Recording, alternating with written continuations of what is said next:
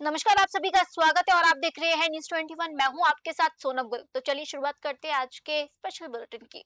चर्चित सुमित हत्याकांड में एसआईटी ने बड़ी कार्रवाई करते हुए मामले के दो मुख्य साजिशकर्ताओं को गिरफ्तार कर लिया है। पुलिस ने आरोपियों की निशानदेही पर हत्या में इस्तेमाल किए गए दो चाकू और एक बुलेट मोटरसाइकिल भी बरामद की है। आपको बता दें, पुलिस अधीक्षक कार्यालय की ओर से जारी जानकारी के अनुसार 29 जुलाई 2026 को दर्ज इस हत्याकांड की जांच विशेष जांच दल कर रही है। इससे पहले मामले में सूरज कुमार दास उर्फ छोटू को गिरफ्तार कर न्यायिक आत्मरक्षा में भेज जा चुका है।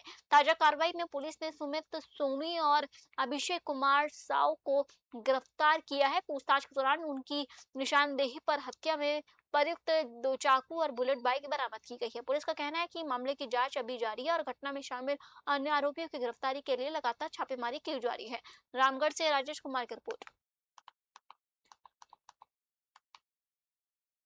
दिनांक 28/6/2026 को सुमित अग्रवाल की हत्या हुई थी, जिसके प्रत्यक्ष में 29/6/2026 को एफआईआर किया गया था और एक एसआईटी का गठन किया गया था एसपी सर के निर्देश में, जिसमें हम लोग पहले ही जो मुख्य अपराधकर्मी है सूरज कुमार दास उर्फ छोटू, ऑलरेडी इसको न्यायिक अभिरक्षा में भेजा जा चुका है 1/8/2026 को।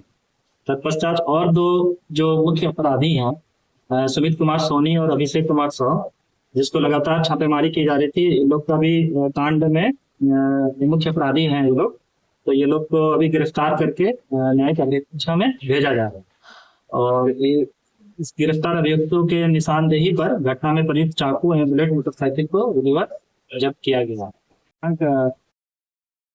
बढ़ते अगली खबर की ओर।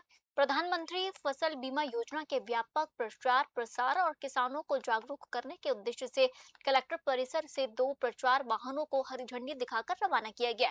इस अवसर पर विधायक पन्नालाल शाक्य और कलेक्टर किशोर कुमार कन्याल ने संयुक्त रूप से वाहनों को रवाना करते हुए किसानों से समय पर फसल बीमा कराने की अपील की है। कार्यक्रम के दौरान जनप्रतिनिधियों और प्रशासनिक अधिकारियों ने कहा कि अतिवृष्टि, सूखा और अन्य प्राकृतिक आपदाओं से होने वाले आर्थिक नुकसान की भरपाई के लिए प्रधानमंत्री फसल बीमा योजना किसानों के लिए महत्वपूर्ण सुरक्षा कवच है। विधायक पन्नालाल शाक्य ने कहा कि सरकार की मंशा है कि योजना की जानकारी अंतिम पंक्ति के किसान तक पहुंचे और अधिक से अधिक किसान इसका लाभ उठाए। प्रचार वाहन जिले के ग्रामीण क्षेत्रों और तहसीलों में भ्रमण कर रहे लाउडस्पीकर और पैम्पलेट के माध्यम से किसानों को फसल बीमा की प्रक्रिया, अंतिम तिथि और योजना के लाभों की जानकारी देंगे ताकि अधिक से अधिक किसान योजना से जुड़ सके। गुना से विनोद सोनी की रिपोर्ट।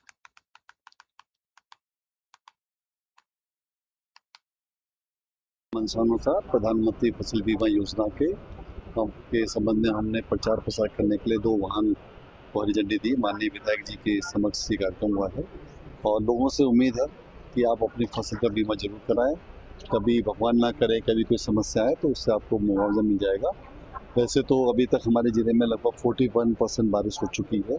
अभी की स्थिति में फसल सेफ है, लेकिन और हम ये भी उम्मीद करें कि आने वाले समय में जिस ढंग से प्रोटेक्शन है कि यहाँ पर बारिश होगी तो बारिश हो तो बहुत ही अच्छा, लेकिन किसानों को एहतियात के तौर पर अपने फसल बीमा को जरूर कराना चाहिए ताकि कभी अनफोर्सिन ऐसे सर्कमस्टांसेस होते हैं तो आपको फसल बीमा मिलने से आपकी जो भरपाई है वो हो जाती है। सर, फसल बीमा की प्रचार प्रसार किया जा रहा है, इसकी किसानों को किस तरह से क्या जानकारी दी जाएंगी और इसकी कोई अवधि है क्या?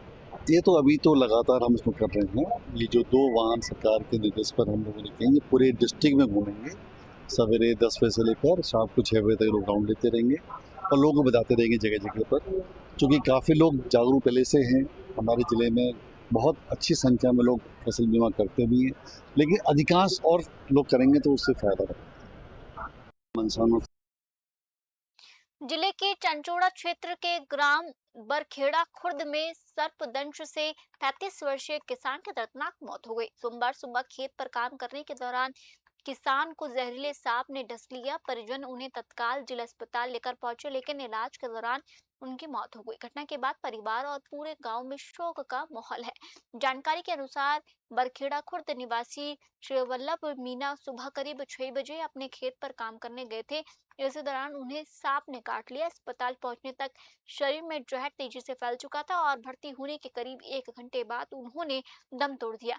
मृतक के पास करीब 5 बीघा कृषि भूमि थी, जिससे वह परिवार का भरण पोषण करते थे। उनके परिवार में पत्नी, एक पुत्र और एक पुत्री है। घर के मुख्य कमाऊ सदस्य के असामयिक मौत से परिवार पर आर्थिक संकट गहरा गया है। ग्रामीणों ने प्रशासन से पीड़ित परिवार को आर्थिक सहायता और उचित मुआवजा देने की मांग उठाई है। गुना से विनोद सोनी की रिपोर्ट। कौन है आपके ये? बुआ जी, मामा का लड़का था। क्या नाम है इनका? श्री वल्लभ। कहाँ रहते हैं जी? बरखेड़ा कोड़ा। जी बताएं क्या घटनाक्रम हुआ जी? सुबह खेत पे गए थे कुछ काम से, तो सांप ने खा लिया था। लगभग कितने बजे का समय हुआ? 6 साढ़े 6 बजे का। ये क्या करते थे जी? किसान है बस हम। आज की घटना है? हाँ, आज सुबह 6 फिर साढ़े। वहाँ घर से क्या, वहाँ खेत से कहाँ ले गए फिर इनको? यहीं लेके आए थे हॉस्पिटल। हॉस्पिटल सीधे? हॉस्पिटल में फिर क्या बोला हॉस्पिटल वालों ने? डॉक्टर ने मृत घोषित कर दिया। क्या नाम है पूरा उनका? श्री वल्लभ मीना। कितनी उम्र है? 35 साल। कितने बच्चे हैं इनके? 2, एक लड़का एक लड़की।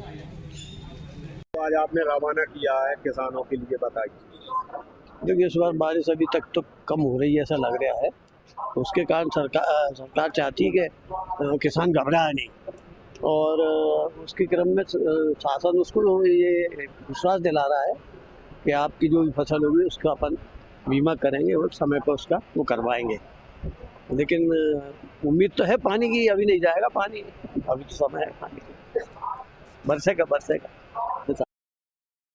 जिले के वन परिक्षेत्र गुना उत्तर के अगरा बीट में तेंदुओं के अवैध शिकार के मामले में वन विभाग ने बड़ी कार्रवाई करते हुए 4 आरोपी को गिरफ्तार किया है। आरोपियों के निशानदेही पर तेंदुए का सिर, खाल और पंजे बरामद किए गए हैं।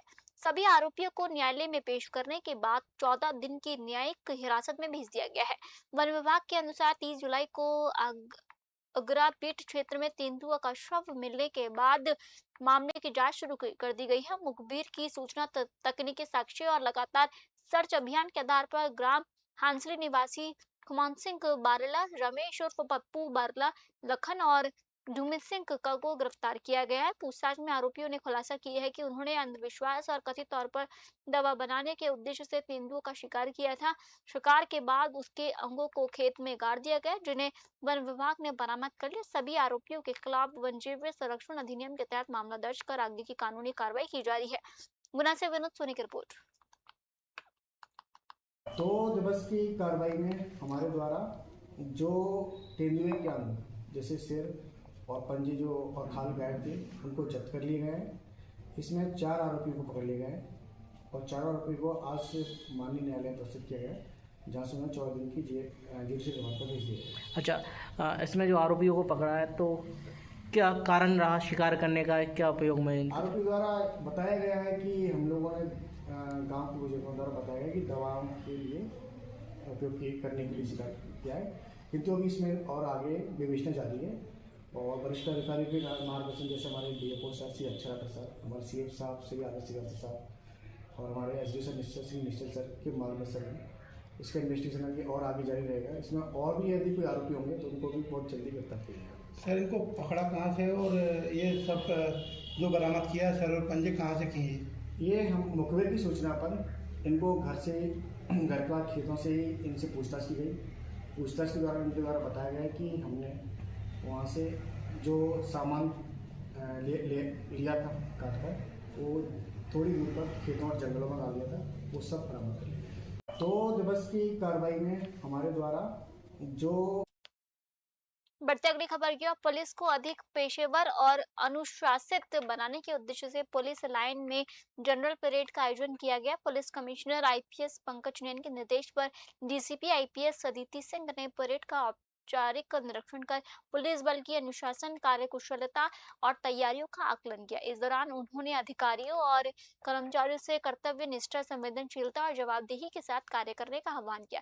निरीक्षण के दौरान डीसीपी ने परेड की सलामी देने के बाद पुलिस लाइन के विभिन्न शाखाओं और शस्त्रागार का भी निरीक्षण किया गया। उन्होंने हथियारों के रखरखाव और सुरक्षा उपकरणों की स्थिति की समीक्षा करते हुए सभी संसाधनों को हर समय तैयार रखने के निर्देश दिए ताकि किसी भी आपात स्थिति में पुलिस प्रभावी ढंग से कार्रवाई कर सके। डीसीपी अदिति सिंह ने एआरवी और राइडर चालकों को आपात सूचना पर तुरंत घटनास्थल पहुंचने तथा रिस्पांस टाइम बेहतर करने के निर्देश दिए। पंचकुला से राजन राय की रिपोर्ट।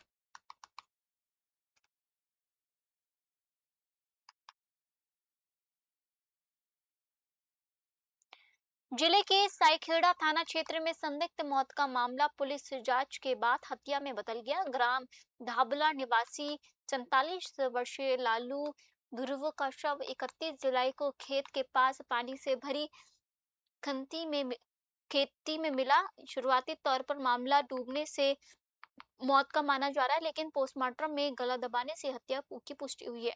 पुलिस के अनुसार पोस्टमार्टम रिपोर्ट में हाइड्रेट बोन टूटने और गला घोटने के साक्ष्य मिलने के बाद हत्या का मामला दर्ज किया गया। विवेचना में सामने आया कि आरोपी आनंद राव भास्कर ने पुराने रंजिश और अवैध संबंधों को लेकर हुए विवाद के चलते जंगल में मशरूम लेने गए लालू ध्रुव का गमछा से गला घोटकर हत्या कर दी और शव को पानी में फेंककर घटना को दुर्घटना का रूप देने का प्रयास किया। पुलिस अधीक्षक वीरेंद्र जैन के निर्देशन में गठित टीम ने वैज्ञानिक साक्ष्य और तकनीकी जांच के आधार पर आरोपी को गिरफ्तार कर लिया। पूछताछ में आरोपी ने हत्या करना स्वीकार कर लिया। पुलिस ने बीएनएस की धारा तथा एससी एसटी एक्ट की संबंधित धाराओं में मामला दर्ज कर आरोपी को न्यायालय में पेश किया। मामले की आगे की जांच जारी है। बैतूल से कमलाकांत ताईबड़ी की रिपोर्ट। आज मिली थी और उसके बाद कैसे इन्वेस्टिगेट करके आरोपी को अरेस्ट किया? 31 तारीख को धाबला गांव थाना साईखेड़ा में डेड बॉडी मिली थी, जो पानी में मिली थी, और मृतक की पहचान लालू ध्रुवे के तौर पे हुई थी, जो कि 47 साल का है, धाबला गांव का ही रहने वाला है। जब पहली बार बॉडी देखी तो ऐसा लगा कि शायद वे पानी में डूब के हुई है, लेकिन पीएम रिपोर्ट में बात आई कि इसके गले की टूटी हुई है और किसी ने इसकी हत्या की है। पुलिस ने इसमें संदेहियों को पूछताछ की गई और आनंद राव बारसकर, उसी गांव का जो 40 साल का है, तो उससे जब पूछताछ की गई तो उसने बताया कि मृतक लालू ध्रुवे से उसके पुरानी रंजिश थी और कुछ अवैध संबंधों को लेके उनका विवाद चल रहा था। आनंद राव बारसकर को चाकू से मृतक ने हमला किया था जून में, और मृतक जेल में भी इस प्रकरण में 307 के प्रकरण में रहा था। आनंद राव बारसकर से जब पूछा तो उसने बताया कि उसको पता चला कि मृतक आज मिली थी और उसके बाद जिले में वर्षोवास 2026 के दौरान पंचशील बुद्धि विहार सदर बैतूल के तत्वाधान में अशोकावृत विहार कालाबाड़ा में चारिका कार्यक्रम आयोजित किया गया। इस दौरान बड़ी संख्या में श्रद्धालुओं ने भिक्षु संघ का स्वागत करते हुए श्रद्धा पूर्वक भोजन दान किया और धर्म के प्रति अपनी आस्था व्यक्त की है। वर्षोवास के दौरान भिक्षु संघ पैदल चारिका करते हुए विभिन्न क्षेत्रों और उपासकों के घरों तक पहुंच रहा, जहां श्रद्धालु भिक्षादान और भोजन दान के माध्यम से पुष्प अर्जित कर रहे। कार्यक्रम के दौरान भिक्षु संघ ने भगवान बुद्ध के धम्म मैत्री करुणा सदाचार और मानव कल्याण के संदेश का प्रसार करते हुए श्रद्धालुओं को पंचशील का पालन और मध्यम मार्ग अपनाने की प्रेरणा दी। कार्यक्रम में महिलाओं, युवाओं और वरिष्ठ नागरिकों ने उत्साहपूर्वक भाग लेकर भिक्षु संघ से आशीर्वाद प्राप्त किया। वर्षोवास समिति ने बताया कि वर्षोवास अवधि के दौरान प्रत्येक रविवार जिले के अलग अलग बुद्ध विहारों में चारिका कार्यक्रम आयोजित किए जाएंगे ताकि अधिक से अधिक श्रद्धालु धम्म लाभ प्राप्त कर सके। बैतूल से कमलाकांत ताईबड़ी की रिपोर्ट।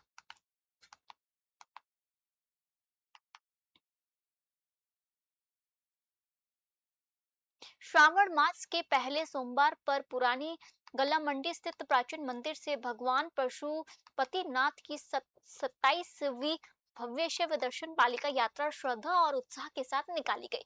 श्री पशुपतिनाथ महादेव मंदिर समिति के तत्वाधान में आयोजित इस धार्मिक आयोजन में बड़ी संख्या में श्रद्धालुओं ने भाग लेकर भगवान शिव के दर्शन किए और धर्म लाभ प्राप्त किया। मंदिर परिसर से शुरू हुई पालिका यात्रा सुभाष कॉलोनी, तेलघानी चौराहा, हनुमान चौराहा, हाटा रोड, सराफा बाजार, सदर बाजार, लक्ष्मीगंज, मानस भवन, जयस्तंभ चौराहा, जाट मोहल्ला और मंदिर घाट होते हुए पुनः मंदिर पहुंची।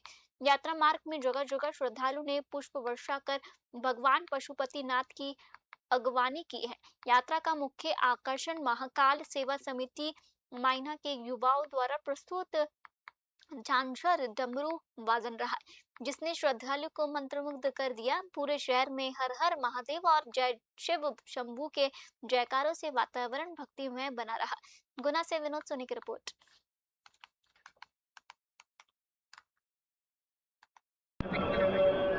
श्रावण के पहले सोमवार को आज भगवान पशुपतिनाथ मंदिर पुरानी गल्ला मंडी से 27वें वर्ष में यह पालकी यात्रा दोपहर 2:30 बजे प्रारंभ हुई है और यह गुना शहर के मुख्य मार्गों से होते हुए लगभग रात्रि में 11 बजे मंदिर पे पुनः पहुंचेगी।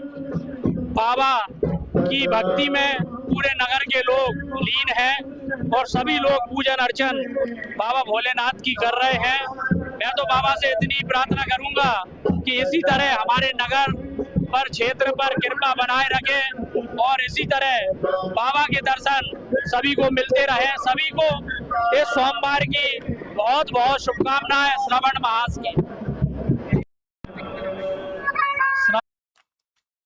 नशे के खिलाफ चलाए जा रहे स्वस्थ युवा स्वस्थ भागलपुर महाअभियान के तहत अकबर नगर पुलिस ने बड़ी कार्रवाई करते हुए 2 किलो 409 ग्राम गांजा के साथ 3 आरोपियों को गिरफ्तार किया है। पुलिस ने ये कार्रवाई गुप्त सूचना के आधार पर की है। पुलिस के अनुसार हिरियो टोला पानी टंकी के पास एक घर में गांजे की खेप खरीद बिक्री के उद्देश्य से छिपाकर रखी गई थी। छापेमारी के दौरान पुलिस को देखकर तीनों आरोपी मौके से भागने लगे, लेकिन पुलिस टीम ने पीछा कर उन्हें दबोच लिया। तलाशी के दौरान उनके कब्जे से कुल 2 किलो 409 ग्राम गांजा बरामद किया गया। सिटी एसपी अतुलेश झा ने बताया कि गिरफ्तार आरोपियों के खिलाफ NDPS एक्ट के तहत मामला दर्ज कर आगे की कानूनी कार्रवाई की जा रही है। पुलिस ये भी जांच कर रही है कि गांजे की खेप कहां से लाई गई थी और इस नेटवर्क से जुड़े अन्य लोगों की क्या भूमिका है।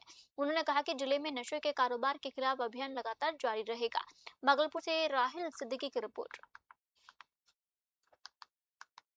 आज का ये प्रेस वार्ता बुलाया गया है क्योंकि नवगछिया जिला का टॉप 10 अभियुक्त रोशन यादव, जो कि 3 कांडों में वांछित भी चल रहा था, उसको गिरफ्तार किया गया है। सूचना प्राप्त हुई थी कि वो छुपकर यहाँ भवानीपुर एरिया में रह रहा है।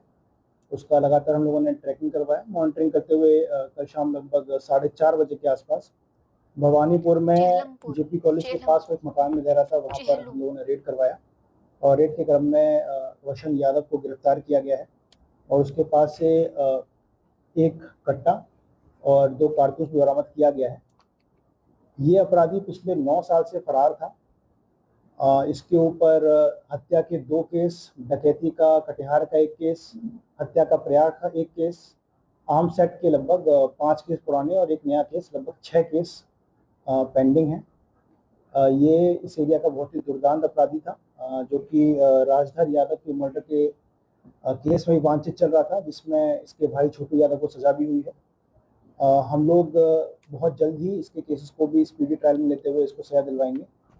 ये न केवल हमारे टॉप 10 का अपराधी है, बल्कि 50,000 का इनामी अपराधी है और इसकी गिरफ्तारी से इस एरिया में न केवल अपराधियों को एक मैसेज जाएगा, इस एरिया में कानून व्यवस्था सुधार करने में हम लोगों को सहायता मिलेगी। चेहलम पर्व को शांतिपूर्ण और सौहार्दपूर्ण माहौल में संपन्न कराने के लिए जिला प्रशासन पूरी तरह अलर्ट मोड में है। इसी कड़ी में सोमवार को भागलपुर पुलिस लाइन से फ्लैग मार्च निकाला गया। ये फ्लैग मार्च नाथ नगर सहित विभिन्न संवेदनशील क्षेत्रों में होकर गुजरा, जहां अधिकारियों ने सुरक्षा व्यवस्था का जायजा लिया, लोगों से आपसी भाईचारा बनाए रखने की अपील की है। फ्लैग मार्च में सिटी एसपी सदर अनुमंडल पदाधिकारी, सिटी डीएसपी सहित बड़ी संख्या में पुलिस अधिकारी और जवान शामिल रहे। प्रशासन ने क्षेत्र में सुरक्षा व्यवस्था का निरीक्षण करते हुए आमजन से शांति और सौहार्द बनाए रखने का आग्रह किया। सदर अनुमंडल पदाधिकारी ने बताया कि चेहलुम पर्व को लेकर पहले ही जिलाधिकारी और वरीय पुलिस अधिकारियों की अध्यक्षता में शांति समिति की बैठक आयोजित की जा चुकी है, जिसमें सभी समुदायों के लोगों से शांतिपूर्ण तरीके से पर्व मनाने की अपील की गई। प्रशासन ने स्पष्ट किया है कि पर्व के दौरान सुरक्षा के व्यापक इंतजाम किए हैं और अफवाह फैलाने या कानून व्यवस्था बिगाड़ने की कोशिश करने वालों के खिलाफ सख्त कानूनी कार्रवाई की जाएगी। भागलपुर से राहुल सिद्दीकी की रिपोर्ट। 4 और 5 तारीख को भागलपुर में चेहलुम को मनाया जाना है और इसके लिए वरीय पदाधिकारियों द्वारा सभी तरह की तैयारियां की गई हैं। शांति समिति की बैठक और जो सेंट्रल मुहर्रम कमेटी है और अन्य जो सम्मानित सदस्य हैं सभी से इनपुट लेते हुए और फील्ड में भी जो तैयारियां की जाती हैं, लाइटिंग और जो ट्रैफिक व्यवस्था, सबको किया गया है। अभी सीनियर एसएसपी सर और डीएम मैडम और सिटी एसपी सर सब ने इसको ब्रीफ भी किया है। तो अभी एक फ्लैग मार्च जो एक तरीके से प्रेजेंस और डोमिनेंस दोनों का एक मैनिफेस्टेशन है, उसका सिंबल है, तो उसको अभी पूरे शहरी क्षेत्र में यहाँ से लेकर नाथनगर तक और आगे जो इसमें सेंसिटिव एरियाज़ हैं उसमें हम लोग फ्लैग मार्च करेंगे और जो स्थानीय ग्रामीण है, स्थानीय लोग हैं, उनसे भी बात करेंगे। पूर्व में भी बात की गई है, किसी तरह की कोई कठिनाई नहीं होनी चाहिए। और जैसा कि आप सभी लोगों को पता है कि इस्लाम का पवित्र त्यौहार चेहलुम जो है कल भागलपुर में धूमधाम से मनाया जाएगा। इसको लेकर के हम लोग विशेष रूप से तैयारी कर रहे हैं। आज कई थानों से अभी तक हम लोगों ने शांति समिति की जो बैठक है वो सफलतापूर्वक संपन्न की है। जो सभी लोगों के इनपुट से उनको गंभीरता से लिया गया है। वरीय स्तर से भी इसका लगातार जो है निरीक्षण किया जा रहा है, इसका अनुश्रवण किया जा रहा है तैयारियों का, और मैजिस्ट्रेट फोर्स का डिप्लॉयमेंट अनुमंडल स्तर से किया जाएगा। आज हम लोग एक फ्लैग मार्च भी निकालेंगे ताकि क्षेत्र में जो है पुलिस प्रेजेंस व्यापक रूप से दिखे। हम लोगों ने विशेष रूप से सीआरपीएफ की जो फोर्सेस उनको भी डिप्लॉय किया है ताकि शांतिपूर्वक रूप से त्यौहार मनाया जाए। रूट को लेकर के भी कुछ तय किया गया है? रूट जो आपके परंपरागत रूट्स हैं उन्हीं पे हम लोगों ने लाइसेंसेस दिए हैं। सभी लोगों से यही आग्रह है कि जो परंपरागत रूप से आप लोग सेलिब्रेट करते आ रहे हैं उन्हीं रूट स्पेस को आगे जारी रखें। फिलहाल आज के बुलेटिन में इतना ही और आप देखते रहिए न्यूज़ 21। जय हिंद।